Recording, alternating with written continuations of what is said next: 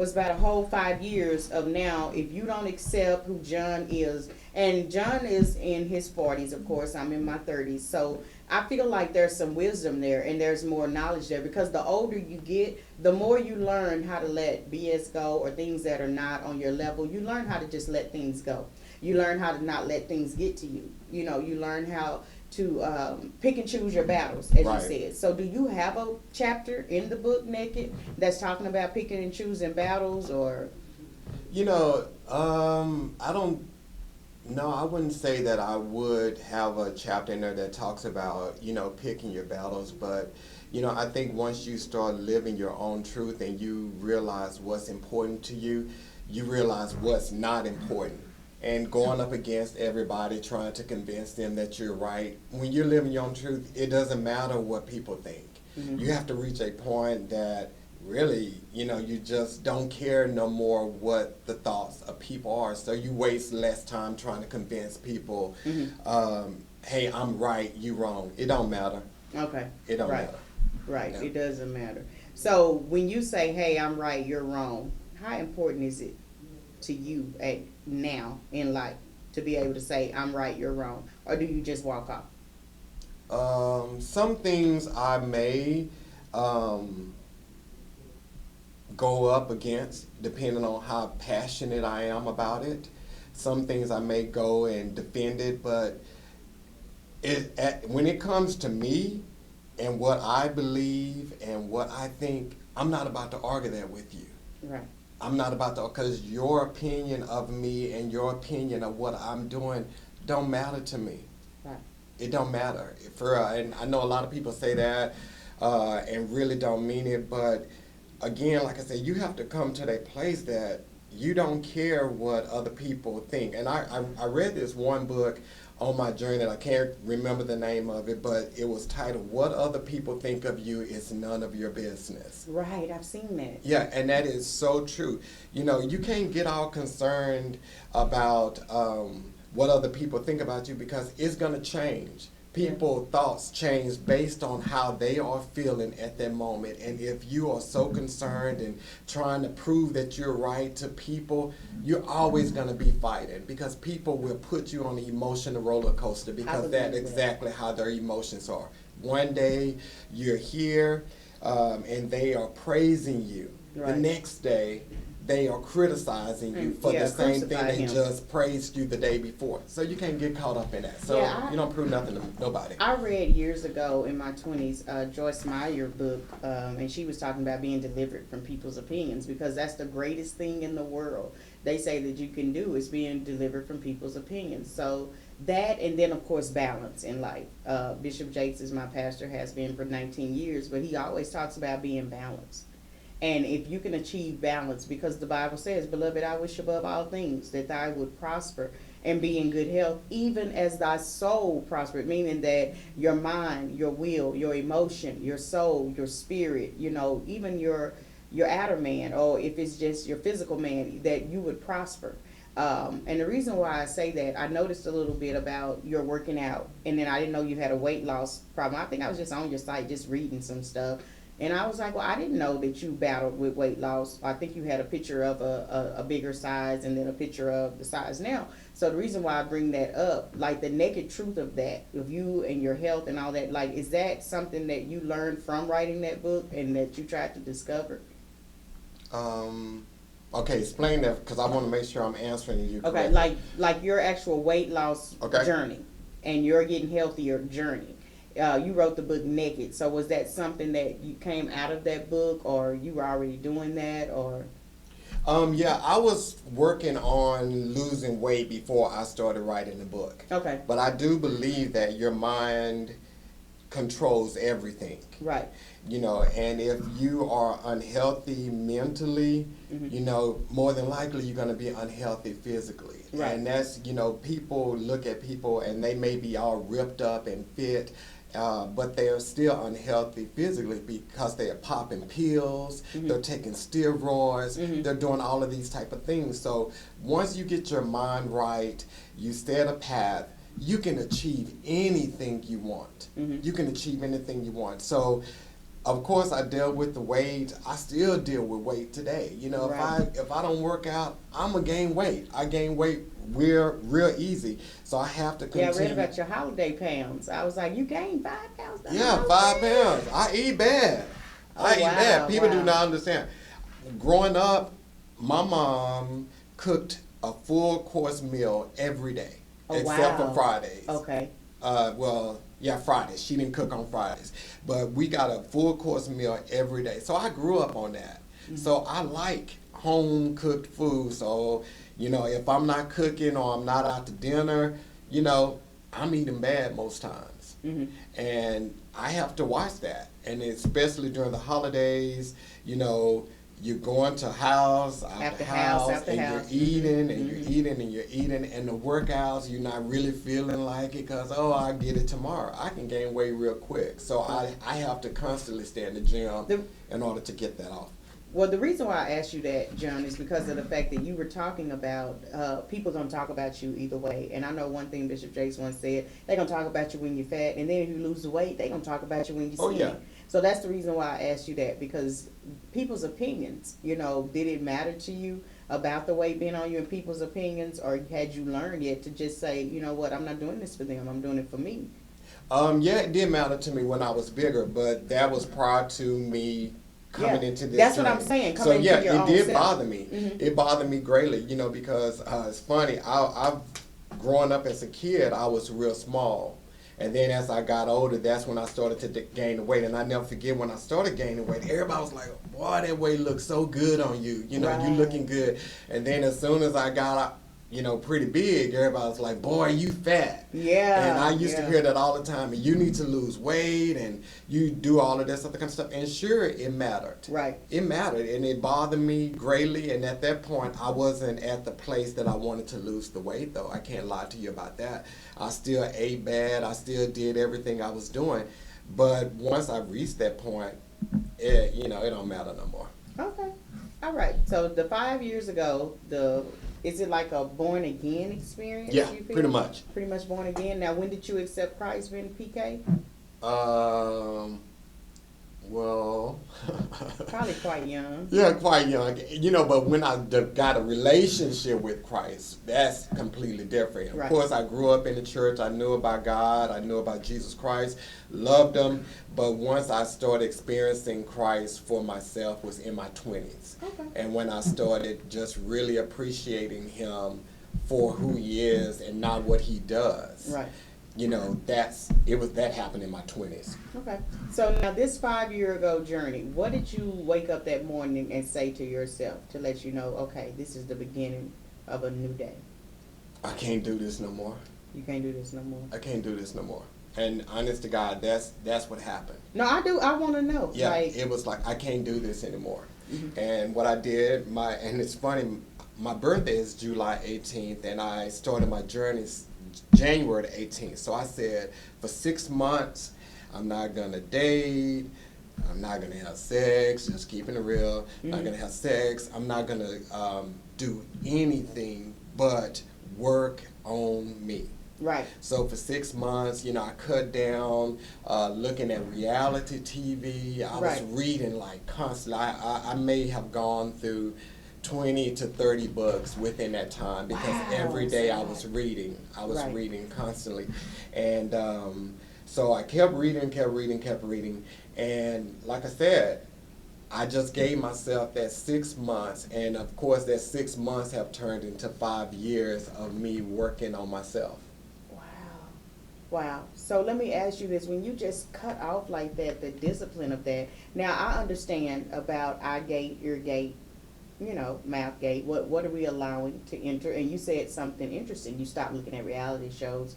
A lot of times television can influence what Oh, you're yeah. allowing others to say and do can influence. So you say your journey, and thank you for keeping it real, that you said, okay, no sex, this discipline. I think that's easier for men, like better said than done for men, but maybe that's just my opinion. But for you to be able to say these things, were you able to stay on track? Oh yeah, because and it's funny you say you think it's Easier for men, yeah. Because I think once whether you are male or female, once you reach that point that you are just tired of whatever it is, and you make a decision to change, it's all about you making the decision. And when you are serious about the decision, you're going to do what it takes to maintain it. And that's, I woke up, no lie. It was just like I just said, I can't do this no more. Mm-hmm. And my journey started instantly, and I have stuck to it ever since. Wow. So you never did even sway backward on that. You just made your decision, look forward, and reading those books is really, really. I know James Walker and of course Xavier Hall has a book out called Gas, and they talk about that, how they limit their television intake, they limit their music intake even, and they read instead of watching and instead of listening, and they read and they read and they read and they read. I mean, reading is fundamental. I mean, there's a lot of intelligence that comes out of reading books and different things of that nature. So just to be able to stay on track, that's what you were doing. You were reading. I'm sure you were praying. Probably doing a little bit of meditating, because you've got to be able to stay focused. Especially if you're going to take something away that your body was used to having. Yeah. Whether it's food, whether it's sex, whether it's, anything that you're used to, and then you're taking it away, you have to have something, I believe, to supplement that. Because in the end, if not, and you're sitting idle, your mind is going to go back to that. Yeah, and I agree with that. But I also, again, say, once you make your mind up to do something, and that's like we hear people who be in abusive relationships for years, and then it's just all of a sudden they walk away from it.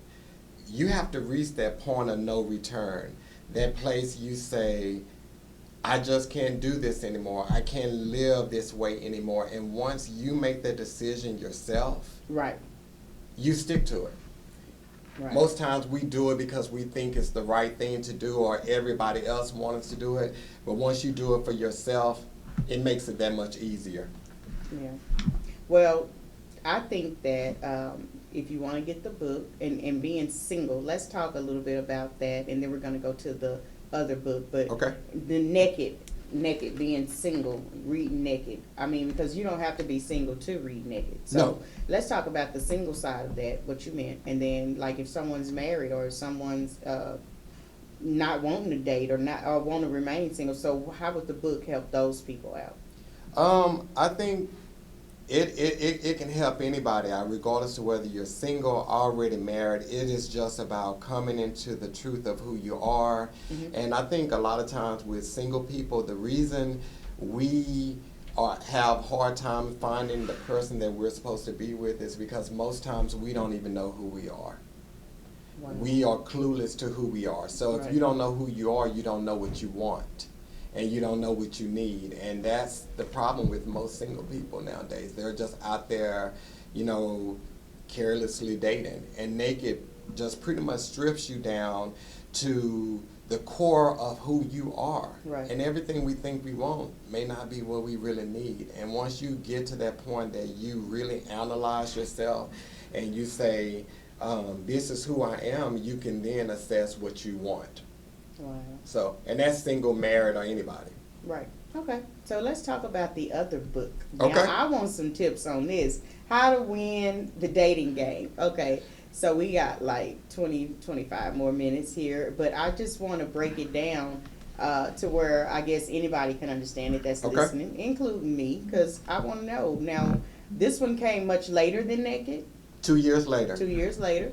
And what was your inspiration to start How to Win the Dating Game? The funny thing is, on my site, I write blogs about dating. Not a relationship expert. I tell people that all the time. I'm not a relationship expert, but I write a lot of blogs about dating. So the more I was writing, people was like, dang, man, that's really, really good. You should write a book on it. You should write a book on it. So what I did was, I did a little research. I did some dating to make sure I'm giving proper tools, and also I conducted interviews, I guess I would call it, with males and females to understand exactly some of the experiences that they are having. And it's funny, women always say there are no good men out there, but there are a lot of men saying there are no good women out there. Yeah, that's true. Yeah. It goes both ways. It goes both ways. Right. So yeah, I did my research on it, and once I did my research, it took me about, almost a year, and we brought it to life.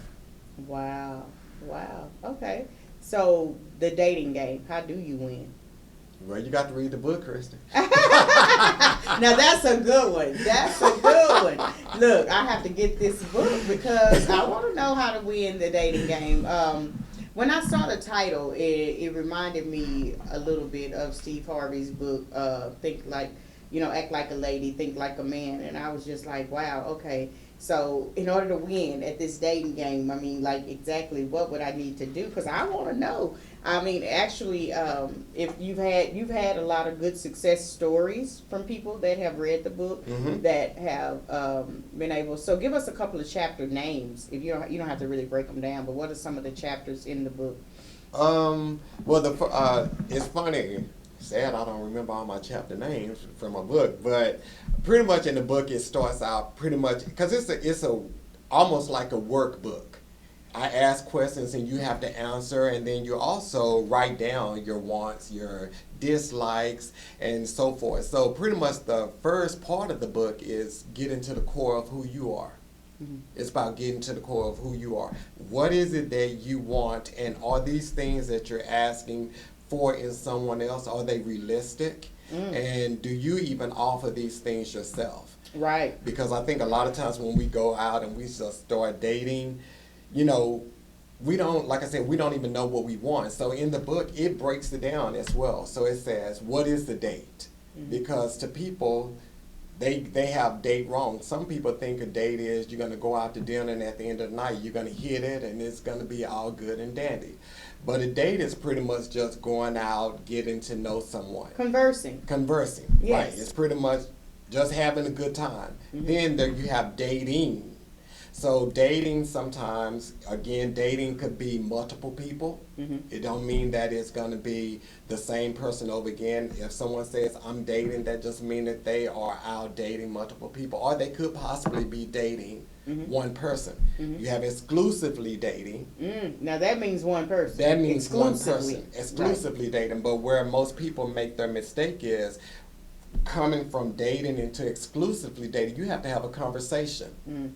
And we don't have that conversation. And that conversation is, Christy, are we now going to be exclusive? Right. Most time, Christy think we're exclusive, and I think I'm just dating, which means I'm free to date anybody. Do you believe that women really are from Mars and men are from Venus? No, they all from Earth. That's a good one. I never heard that one before. They all from Earth. They all from Earth. It's just a matter of how we communicate. It's just a matter of how we communicate. You have to have the communication. Do you know the top 5 causes of divorce? No. I bet you know number 1 and number 2. What, money? Money, and then what did we just talk about? You have to what? Communication. To the top 2. Yeah. And most people, we don't want to communicate. And the problem with communication too, especially, I think a lot of times it's a play on vulnerability. No one want to be perceived as the weaker person and don't want to make that move without knowing the other person is ready or not, because we don't want to be rejected. Everybody is afraid of rejection. So if I come to you and I say, hey, Christy, I'm really liking you and I want to take it up a notch and you not there. That's a big rejection feeling rejection. For men, for women, period. I mean, if you're not on the same page. You're not on the same page. So most times people just fall into dating. They just fall into dating. And you can't fall into dating nowadays because it's too much going on and everybody is on different paths. So you have to have that conversation from just dating casually to exclusively dating. You need that conversation. Well, I will tell you this, my own personal story, which I hate online dating. I hate it with a passion. John, I hate it, but I do try every now and then to get back out there with it or something of the nature. But my thing is I know after one date, and I hear that men know after one date, I already know whether or not this is somebody I would be interested in. And let me tell you what I mean by that. One guy, he was very, very sweet, very, very sweet guy, but I think his insecurities got in the way. Okay. And because he was constantly fishing, I think, for compliments and things of that nature. And I don't mind boosting the ego. I can do that. But to have to do that all day long, I have a problem with that. The other thing that definitely has stopped me from, dating, I have a son. He's 9. I got my tubes tied, and I've also had a hysterectomy. I have my ovaries left where I can have a surrogate baby, like if I want to use my own egg. But that's a very big if, because really at 37 next month, I'll be 37. I don't want any more kids. So that's another deal breaker. If he's sitting at that table and saying he wants kids, I feel like let's go our separate ways, because you want something that I no longer want. You see what I'm saying? And so now my problem and my question to you would be, I have people say, well, don't ask for something that you don't have yourself. You hear that all the time, right? And so I saw Marty Hunter, and I think you'll be on her show, After Party Radio. But shout out to her. And then Crystal Brown is over at After Party. Thank you for listening in, Crystal, today. But of course, she had something out, Marty did, that said, while you looking for a rich husband, I'm trying to become a rich wife. And it just meant something to me, because my thing is that I feel like sometimes my chances are slimmer, because I'm already debt free. The only debt I have is my home, which is not really a debt. You understand what I'm saying? Like the credit card's all paid off. The car is paid off. There is no debt. My credit score is close to 800. I mean, that's as far as you can get. It's probably 750 or more. And I'm like, okay, can I find that? And am I wrong for wanting that? You see what I'm saying? Yeah. And the funny thing is, because I think that would be more of a case where I hear some women say, well, I don't want to settle for any guy. And my thoughts on that is, I don't think anybody should settle for anything, but I also believe that you should accept people for where they are. Right. And if you can see potential in someone, and maybe they don't have almost an 800 credit. And right, maybe but I they can help them to get there. You can help them to get that. So right. I think if you can meet someone that maybe they're not where you would like somebody to be today, but if you see the potential in them, I don't think nothing's wrong with dating someone, because you may not measure or check off everything on their list. Right. So. Well, yeah, and that's true. And the thing in that is, I have this belly, like I got a stomach. Okay, I want to get rid of it. That's the only thing I would change about me. But I'm like, am I wrong for wanting a guy that may not have a stomach? So I try to accept now. Okay, if he got a stomach, then I'm gonna stop looking at him a different way. You know, and I know that's funny. I know it's funny. It's funny, but at the same time, it's fair. Because if I got a stomach, I can be fair enough to say, why am I judging a brother that's got a stomach? You got a stomach. Well, at the end of the day, in 30, 40 years, we all going to have a stomach. I know we all going to have a stomach. And it's funny that you said that, because I just had a really serious conversation with a male friend of mine who is currently looking for his wife, his mate, and he's 32, and he's young. So I tell him, you have time, but at the same time, he's on this proud, but he works out every day almost. And so he wants a woman that works out every day almost. And it's like, okay, you want your fine dime piece. And I said to him, so you want a dime, you don't want a quarter. And he was like, well, what's a quarter?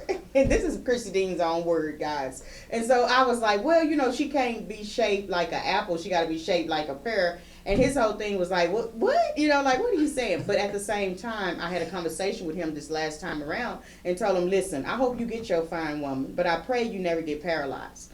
And so this friend says to me, oh, no, I'm always moving and abounding. So he thought I was talking about paralyzed figuratively. Mm-hmm. And I was talking about paralyzed literally. And so I broke it down to him and said, no, you missed it. It went over your head. I hope that you never wind up accidentally getting shot, or wind up in a car wreck, or wind up getting paralyzed in any kind of way where you can no longer physically work out, where you're in a wheelchair and now you're gaining weight. Because when I met him, he had a stomach like me. He may not have one now, but he had one like me. It wasn't that big, but it was a stomach, and he's worked it off. So I told him, I pray that you won't get paralyzed. Like, you honestly don't gain a lot of weight. And the reason why I said that, because I think he went on the offensive, I said, let me let you know what I mean.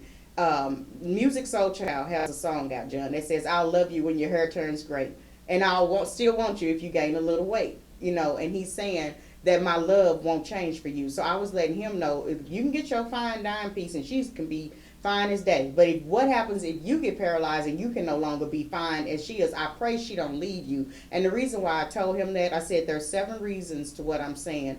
One was we all, like you said, eventually gonna have a stomach. I said we all are gonna grow gray. We all gonna lose our hair. We gonna lose our eyesight at some point. We gonna stop hearing at some point. And marriage is supposed to be until death do you part. So if that's 50 more years that you got to live, you have to be with this same woman and wake up every single day. Jamal, his name is Jamal, and it was like you have to wake up every single day next to her. And I pray that you can recreate every day because you're gonna have to find ways to continue to stay in love with her. Right.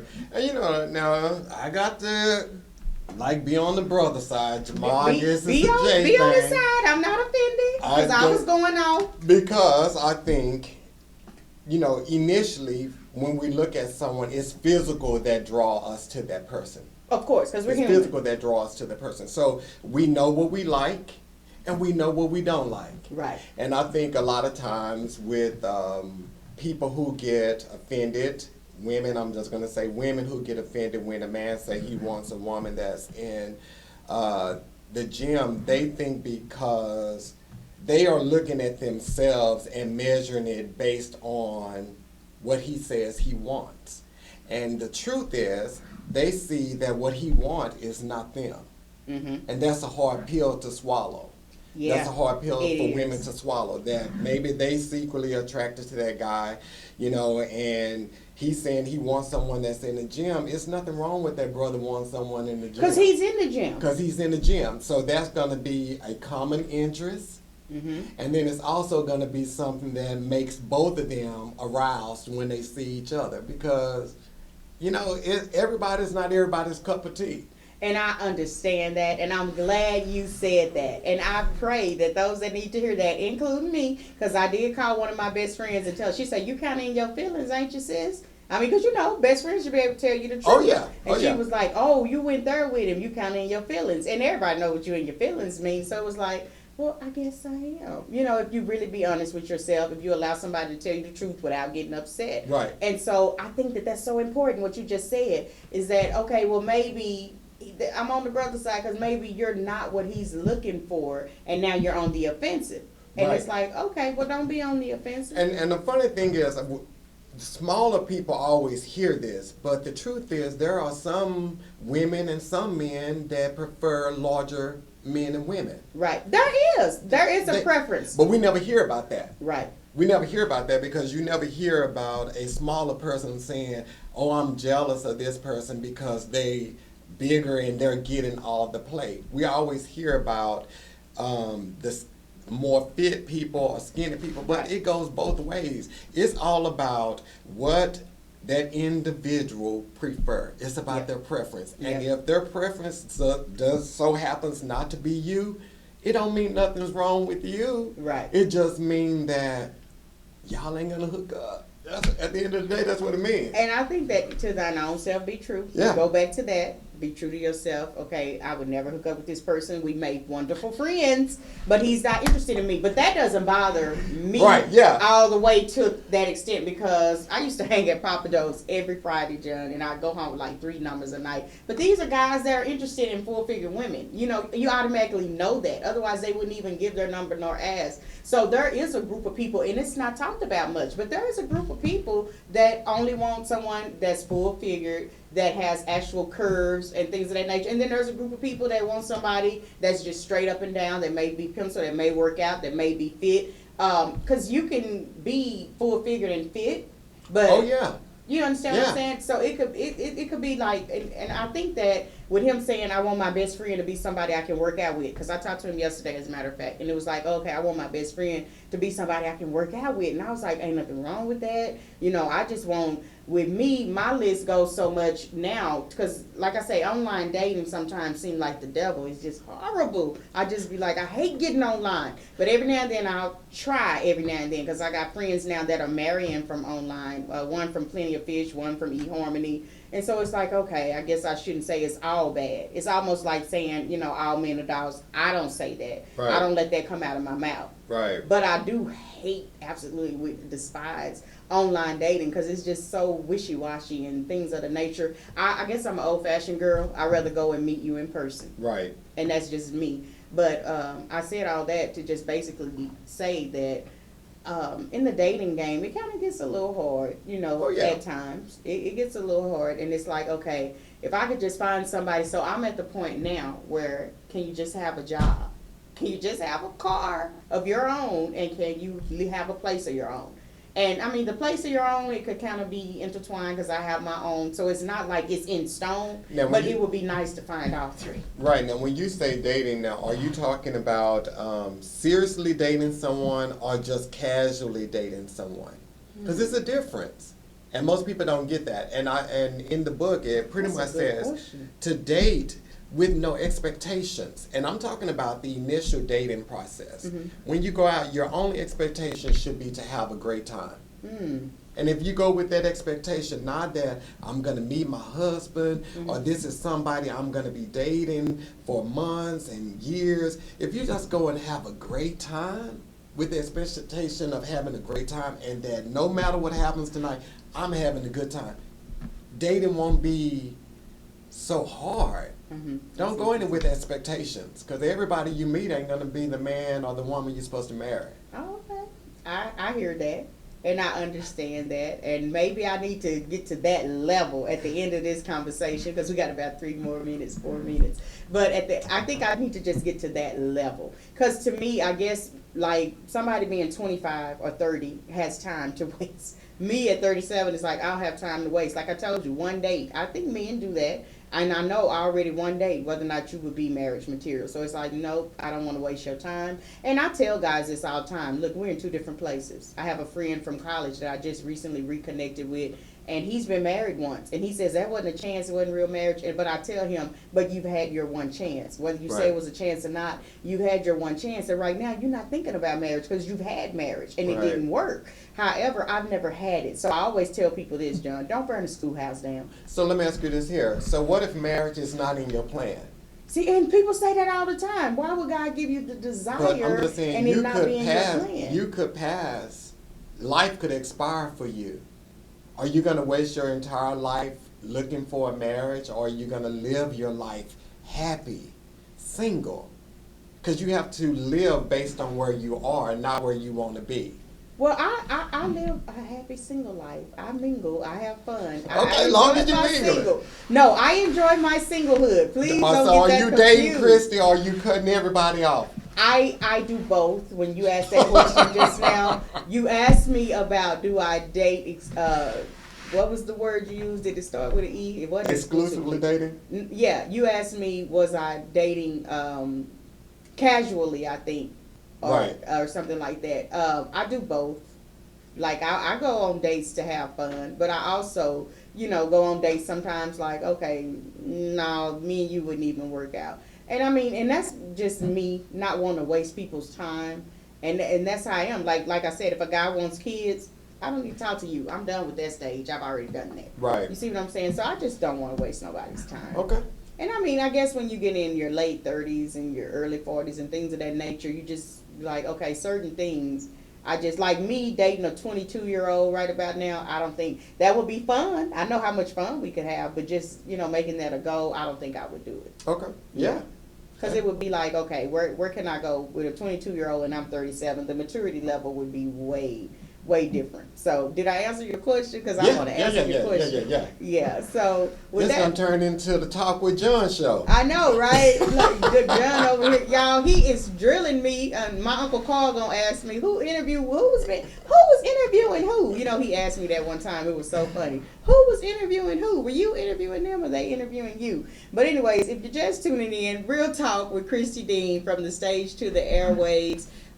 Basically today we have Mr. John Patrick Adams on the show. He's talking about his 2 books, Naked and How to Win at the Dating Game. Y'all, he still didn't give me that answer, so I'm going to have to go find it in the book and read the book.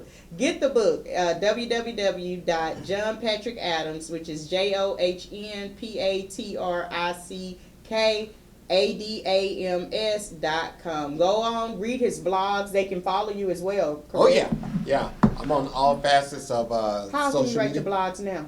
every day. And you're on all facets of social media, which means Instagram, Twitter, Facebook. LinkedIn, Periscope. I'm everywhere. Oh, okay. Yeah. Okay, you doing the thing. Yeah. Okay. Well, guys, I hope you tuned in. I hope you heard something that helped you today. John, we end every show with just somebody giving us some words of encouragement for somebody out there. Of course, Christmas and Thanksgiving season is over, but that's the highest season of suicide rate. So it doesn't mean that we don't have suicide other times, but during those times we do. So if someone's out there listening and they want to let go or they want to give up, and maybe it's in relationships, in life, in their business, whatever, what would you say to that person? I would tell them that whatever you're going through, it's a moment. Mm-hmm. It's not your life. Right. It's gonna pass. Right. If you can just hold through it and continue to just keep the faith. You know, it may seem real dark right now. You may have been in it a couple of months. You could have been in it a couple of years, but eventually it's gonna pass. So just hold on. Where you are is not the end. Just hold on. It's gonna pass, and things will get better. All righty.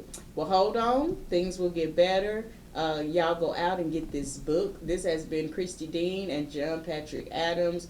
Happy Wednesday. Hopefully you get out and you make some good decisions.